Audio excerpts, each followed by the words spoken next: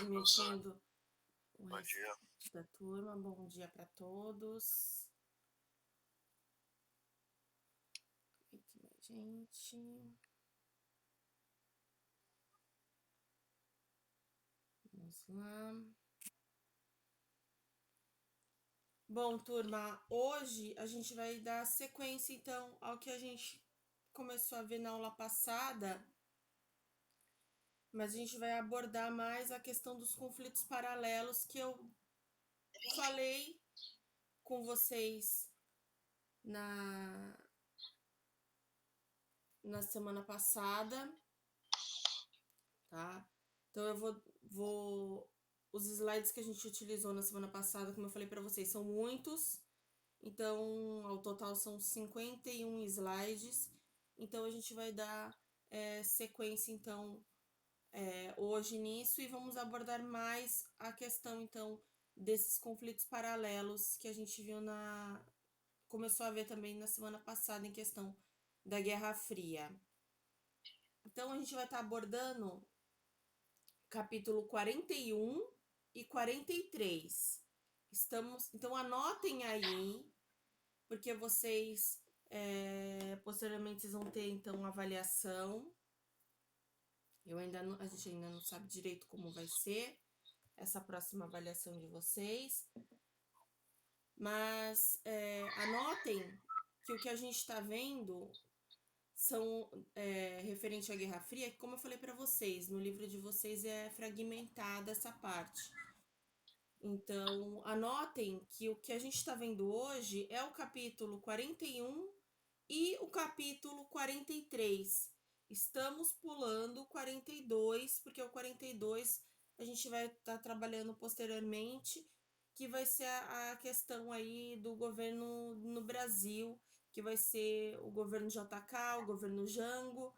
Então, a gente vai estar vendo posteriormente. Então, a gente vai dar sequência no que a gente já está vendo. Então, é o 41 e 43, tá? Então, anotem, porque depois na hora de estudar vai ficar confuso para vocês. Então, da Guerra Fria, o que estamos vendo agora é o 41 e o 43, tá? Então, façam essas anotações para vocês depois não se perderem aí, tá?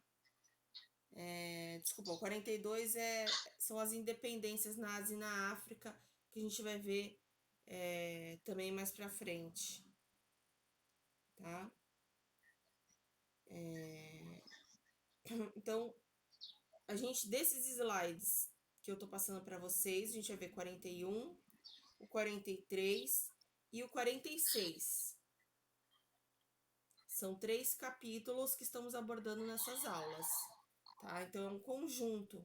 Então, anotem para quando vocês forem guardar, né, do material de vocês, os slides para estudar, para vocês pegarem do Classroom, lembrem que é referente a esses capítulos, porque senão vai ficar confuso. Tá? Porque não dá para eu estar abordando Guerra Fria com vocês, trata uma coisa, para, volta. Então a gente está dando sequência, então por isso estamos pulando alguns capítulos que vão ser abordados separadamente, para não ficar confuso então na cabeça de vocês. Tudo bem, turma? Então vamos lá.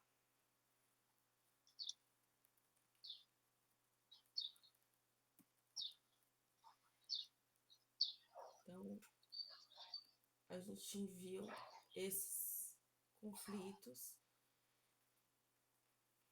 Ficamos de trabalhar, então, a parte de Cuba. O Japão a gente falou na aula passada.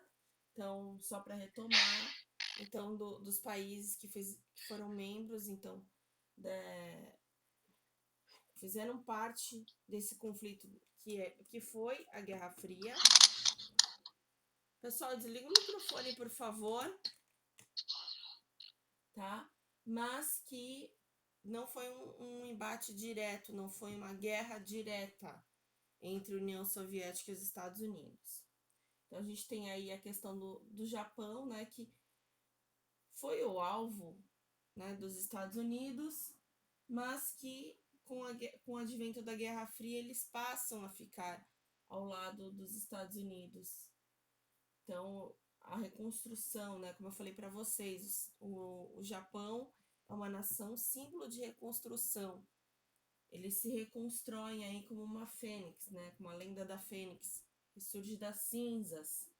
Então, o Japão, eles conseguem, né, se reconstruir assim muito rápido. Então, é um exemplo capitalista para a Ásia e para a Oceania, recebeu pesados investimentos dos Estados Unidos e já era a segunda maior economia do mundo apenas 20 anos após ser destruído na Segunda Guerra Mundial.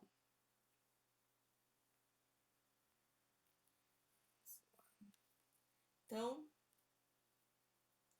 a questão de Cuba, né? Então, vamos lá. Vou estar tratando com vocês. Agora eu vou pegar outros, estou colocando outros slides para vocês.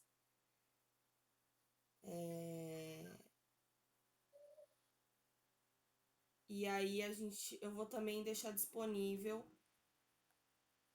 que é o que a gente vai estar trabalhando hoje, tá? Então, a gente vai estar trabalhando com esses slides que eram da semana passada, né? Como eu falei para vocês, são muitos, são 51, e eu vou estar entrando então com outros para ficar mais fácil para vocês entenderem.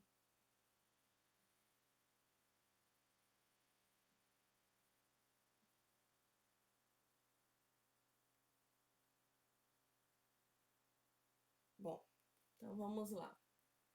Então a gente vai falar então sobre esses conflitos paralelos que aconteceram na Guerra Fria. Então, esse momento a gente chama de Guerra Quente, dentro da Guerra Fria. É um período em que os ânimos vão estar bem acirrados, né? E um conflito direto era iminente, tá? Então a gente vê aí os líderes da Revolução Socialista Chinesa e a questão da Guerra do Vietnã, chamados Vietcongs, que eu só abordei na aula passada, a gente não deu uma ênfase maior. Então hoje a gente vai dar uma ênfase maior então nesses conflitos, como eu falei para vocês. Bom, então que a gente vai chamar de Guerra Quente. Essa Revolução Socialista na China. Então a gente tem aqui a China e como ela se comportava então em relação ao mundo. Então era o maior país da Ásia Oriental, o mais populoso até hoje em dia, né? Continua sendo o mais populoso do mundo e uma das maiores economias do mundo. Então a gente tem aí esse cenário, né? Que é a China, a gente viu isso bastante agora em relação à pandemia, que a China disputa o lugar direto então com os Estados Unidos. Bom, então o que foi então essa revolução socialista que ocorreu na China? Bom, a revolução socialista que acontece no século XIX, a China ainda era um país imperial, onde impunha então esse autoritarismo e esse tradicionalismo. Então a questão das dinastias chinesas, tá? Então é um país bem uma tradição muito forte em relação então a esse imperialismo e a grande influência estrangeira. Então, por mais que ela fosse muito tradicional, ela também vinha competindo então com essa influência estrangeira direta na China, tá? Então, esse daqui é o último imperador da China, Puyi, tá? Bem jovem ele ainda aqui. Ele foi o último imperador chinês. Bom,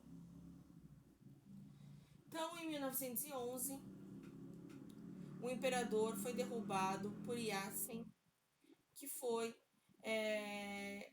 e colocou fim então ao Império Chinês e dava-se início à República da China.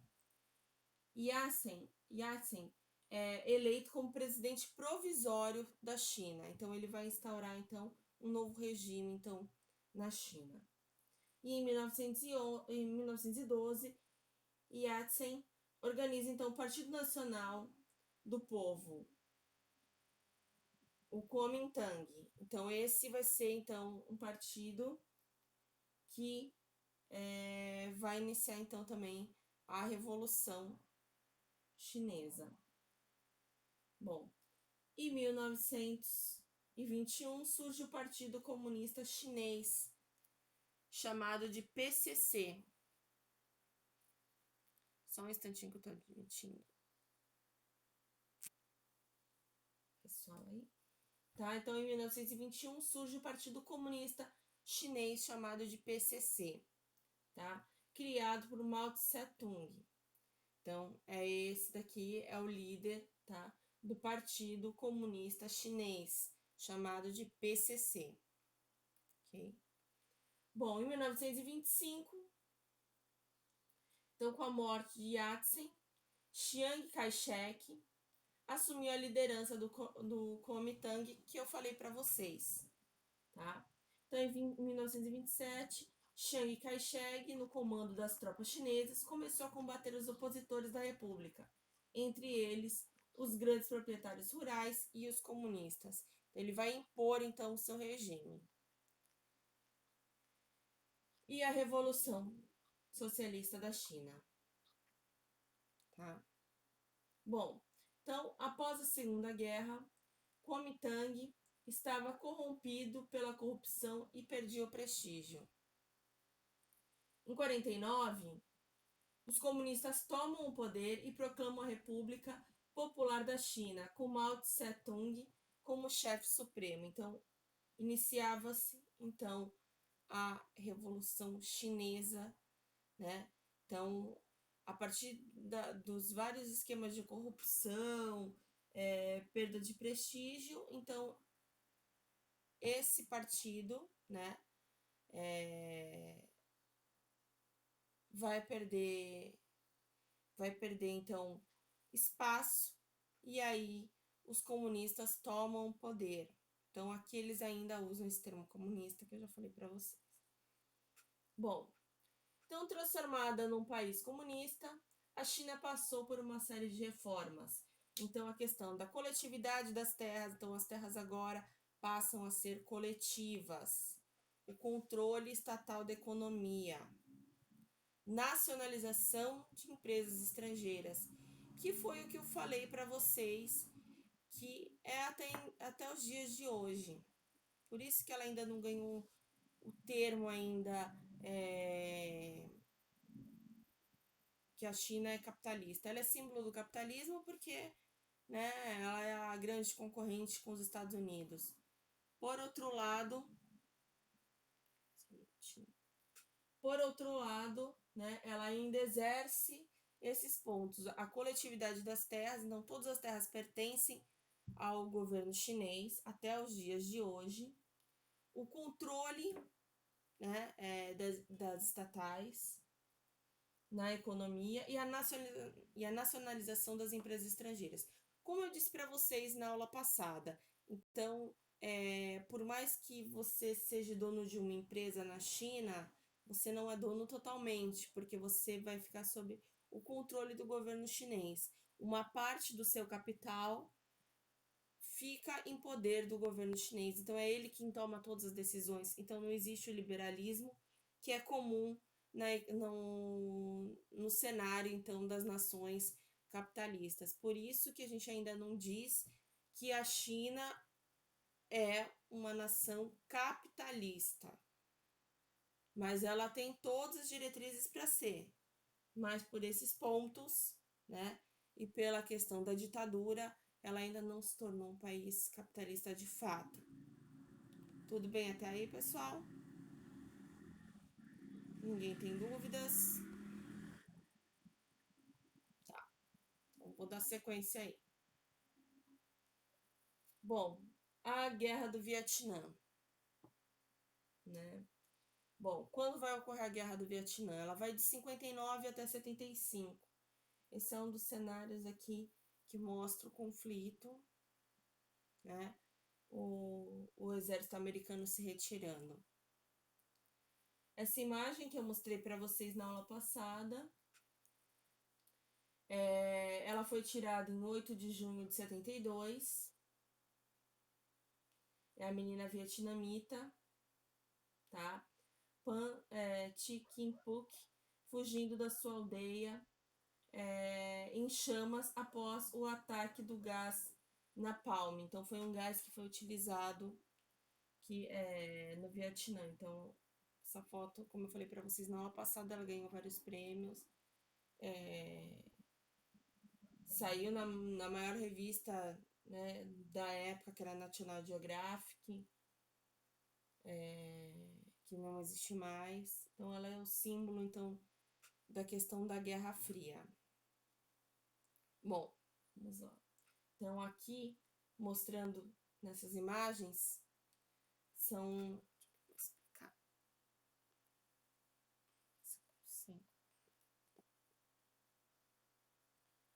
Bom, são crianças, né, queimadas, então, pela utilização desse gás. Tá? Então, aqui, uma família vietnamita. Bom, então, o que acontece? O Vietnã havia sido uma colônia francesa e no final da Guerra da Indochina, que vai durar entre 1946 e 1954, foi dividido em 2 países. Então, o Vietnã foi dividido, então, em 2 países, como eu havia dito para vocês. Então, o Vietnã do Norte era comandado por Ho Chi Minh, orientação comunista pró-União Soviética. Então, era o lado que os Estados Unidos consideravam inimigo. Então, é o lado em que os Estados Unidos vão tentar combater, que é essa região aqui em verde, tá? Que vai ficar até os dias de hoje, ainda é um país denominado comunista, porque ainda segue ainda esses moldes. O lado azul, que vocês podem ver aqui na parte sul, né, a parte inferior do mapa, uma ditadura militar aliada aos Estados Unidos. Então, é o lado que os Estados Unidos vão dizer que estão indo lá para apoiar, para defender. Tá? Bom, então, quais são as causas da guerra? Por que aconteceu, então, a guerra no Vietnã? Então, a relação entre os 2 países em função às divergências políticas e ideológicas, então a parte sul e a parte norte, tá? E em 1959, os Vietcongues, então guerrilheiros comunistas, como eu falei para vocês, tá? Com o apoio do líder Ho Chi Minh, e dos soviéticos, atacaram a base norte-americana na parte sul. Esse fato vai marcar, então, o início da guerra, que soldados americanos, tá? E em 64, os Estados Unidos vão entrar diretamente no conflito, enviando soldados, que a gente vai denominar, então, eles vão ficar conhecidos como Buenas Verdes. E o armamento que eles vão levar para a guerra é o de última tecnologia. Porém, o desconhecimento do território, que eu falei para vocês na aula passada, né? Então, os guerrilheiros, né, Vietcongues, eles faziam buracos na terra, como eu falei para vocês, que serviam tanto para que eles pudessem se esconder. Eu não sei se vocês estão conseguindo ver direito, se estão conseguindo visualizar direito essa imagem. Se não, põe mais perto a tela do celular para vocês. Mais ou menos. Mais ou menos? Eu vou colocar mais perto, mas eu vou disponibilizar depois para vocês, tá? Vai estar lá. Agora. Agora sim. Tá? Então, aqui são túneis, são escavações que esses Vietcongues faziam. Então, servia tanto para esconderijo, quanto também para armadilha, tá? Que eu vou mostrar no próximo slide para vocês. Ó, aqui uma das escavações, tá? Buracos que eles faziam na terra, como tá mostrando nas imagens, tá? Aqui é uma foto, então é real, não é só uma ilustração, é real do que aconteceu.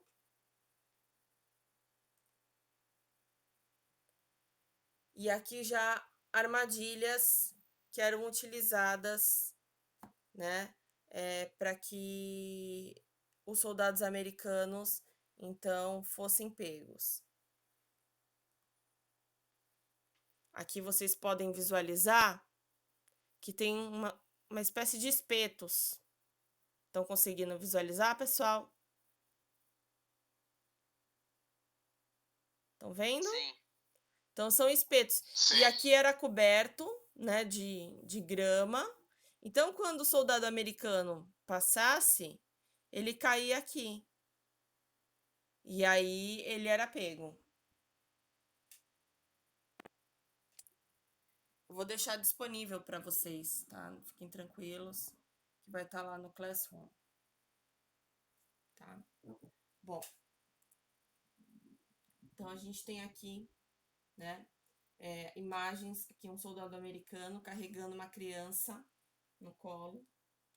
Então, no Vietnã foram utilizados o napalm e o agente laranja, que eram gases que foram utilizados pelos americanos contra os Vietcongues, tá? Só que isso vai trazer desde queimaduras a malformações.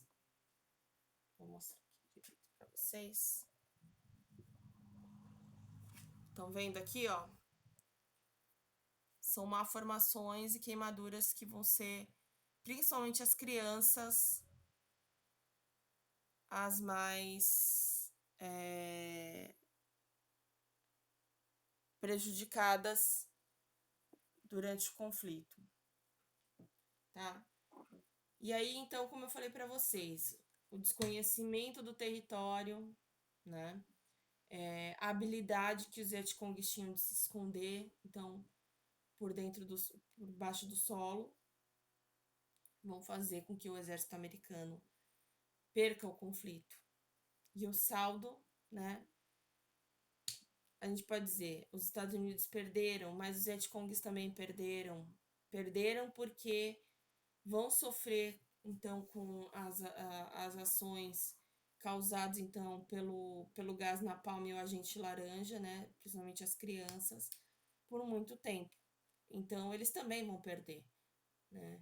Mas dizer quem ganhou o conflito foram os Vietcongues, né? Se é que pode-se dizer que alguém ganhou alguma coisa com isso. No meu ver, a guerra, né, não massacra os dois lados saem prejudicados. Não tem um vencedor. O vencedor vai levantar a bandeira, mas a nação também vai ter uma baixa, vai gastar dinheiro com a guerra, vai ter soldados do lado vencedor que também vão perder suas vidas. Então, ao meu ver, não é a melhor solução.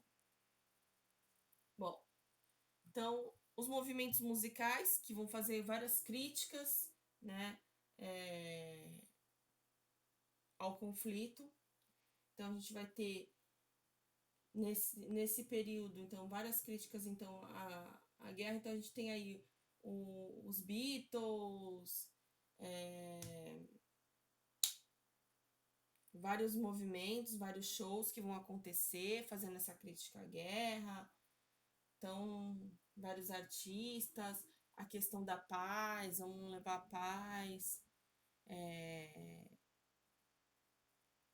Então, vão fazer bastante crítica, então, à guerra do Vietnã. Tá? Bom, então, quando acontece, então, essa retirada, então, das tropas americanas vai ser em 73, no qual os Estados Unidos aceitam o Acordo de Paris, retirando todas as suas tropas. Mas a população americana saiu às ruas, tá? E pediu para que os seus familiares que haviam ido para o combate, para que eles retornassem. Foram muitas mortes, como eu falei para vocês. Então, não valia a pena mais continuar com esse conflito. Bom, e aí a Guerra do Vietnã. Então, resultado do conflito: 1 milhão de mortos entre civis e militares e o dobro, né, de mutilados e feridos. Então, se foi 1 milhão de mortos, foram 2 milhões só de feridos e mutilados. Então, principalmente crianças, como eu falei para vocês. A guerra arrasou com campos agrícolas, provocou prejuízos econômicos gravíssimos no Vietnã, e o Vietnã foi reunificado em 2 de julho de 76, sob o regime comunista, aliado, então, da União Soviética. Então, esse é o fim do combate. Então, vai ocorrer, então, em 75. Então, inicia em 59 e termina em 75. Então, foi um período longo de guerra entre eles, tá?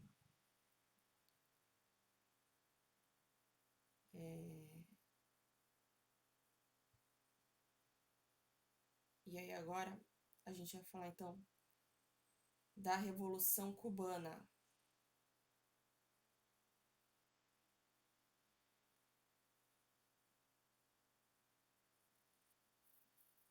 Bom, a gente vai falar então de um conflito que aconteceu, então, iniciou-se em 59, porém, até os dias de hoje, Cuba ainda sofre então com um embargo econômico. Então, por isso que ainda não é aberto, né, tanto assim o turismo em Cuba, por isso que Cuba ficou parado no tempo, né, em relação a, aos carros, né, a questão industrial. Porém, Cuba é símbolo, né, de educação, na área da medicina. Cuba, ela sai na frente, por mais que ainda viva então vive esse regime socialista até os dias de hoje, ela tem pontos positivos. E cada vez mais americanos têm procurado então como destino para o seu turismo Cuba, tá? Por mais que os Estados Unidos tente barrar, então nenhuma empresa americana pode fazer o transporte aéreo, né? Então os aviões americanos não fazem turismo para lá. Então, se vocês forem numa agência de viagens, né, eles vão falar isso para você: a gente faz qualquer destino, menos Cuba. Deve ter, acho que uma companhia que faça.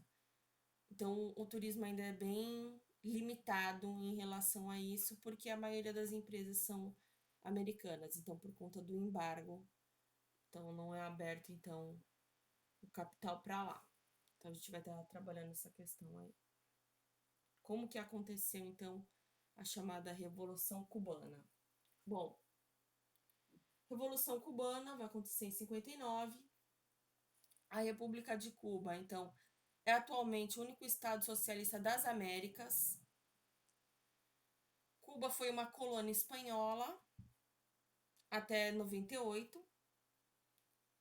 E aí, num conflito entre Espanha e Estados Unidos, quando houve então essa disputa entre Espanha e Estados Unidos, em 1902, né, Cuba foi então independente da Espanha.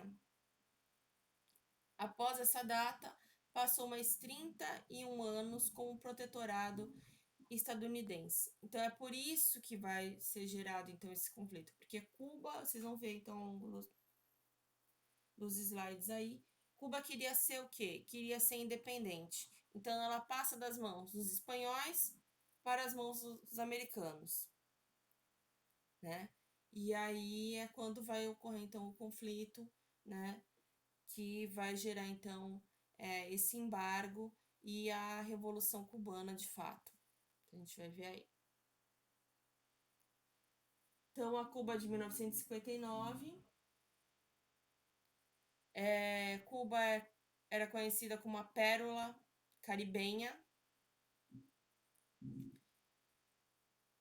A produção, né, a principal atividade de Cuba é a produção do açúcar e do tabaco, né? Tabaco, todo mundo sabe que é para a produção, então, dos famosos charutos, né? Os charutos de Cuba são os mais caros do mundo, né? Eles são produzidos artesanalmente em Havana. Então, aí a Revolução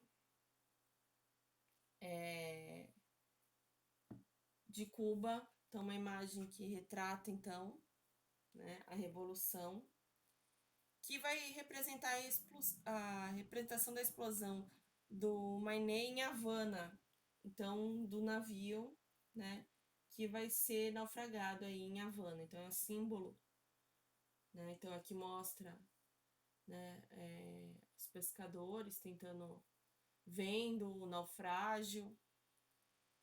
Bom, então vamos lá. Então, o que foi, então, a explosão